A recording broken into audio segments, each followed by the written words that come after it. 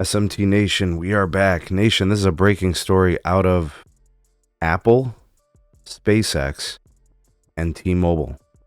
And for the SpaceX piece, obviously they are the satellite network access provider that T-Mobile US has decided to partner with.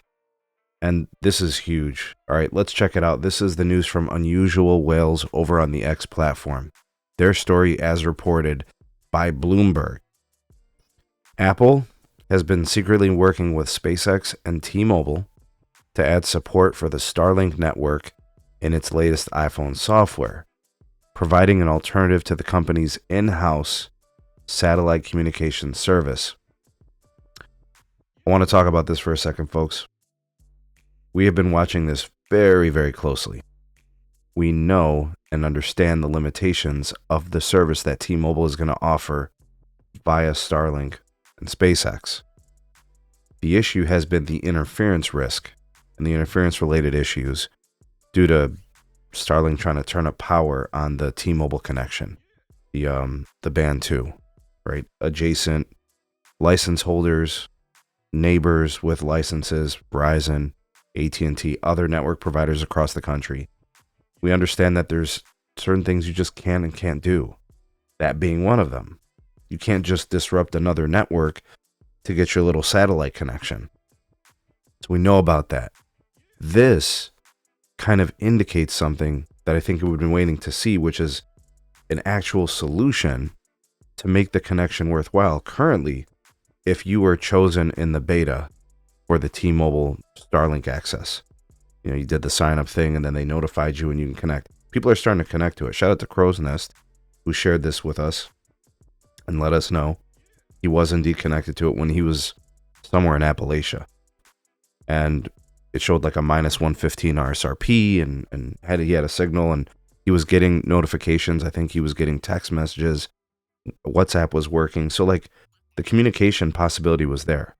You can't call and you can't use it for data sessions. So all those things are in play. This may indicate that they're looking to develop that solution and they're doing it through the phone hardware, not through Starlink, not through the carrier, right? So I'm kind of waiting to see how this plays out. There's probably some more answers that we do need, but an iPhone software update may mean that they're able to do a higher receive power on the device to possibly enhance the connection. Because I don't think the FCC is going to grant them any type of power increase exemption due to the issues it would cause to their competitors' networks. So we'll have to wait and see how this looks and what this means. But this is really interesting. It's a story we're going to follow, and I'll give you guys more updates as soon as they become available. But this could be a good thing for T-Mobile, right? But I think it's an admission at the same time that T-Mobile was sold a bill of goods, and I think duped by T-Mobile. This may be the solution to the problem. While maybe unconventional and maybe not ideal, it would possibly make the connection more meaningful for customers, and really that's all we care about. I don't care if Starlink ends up being right or wrong. I don't care if T-Mobile ends up being right or wrong. I really don't care. I want this to be meaningful to everybody that's planning on using it. And there are places where T-Mobile doesn't have native coverage, and they got rid of a lot of their roaming agreements. All right, so we'll have to monitor this. We'll continue to follow the story. I know there's a couple other things happening in the background, but we'll see. And of course, ASTS with Verizon and AT&T could benefit from an iPhone software update too. Right, so all that's in there. So exciting. We'll wait and see more details. We'll figure these things out as they come. So stay tuned. Like, share, and subscribe for more, and we'll see you guys on the next video.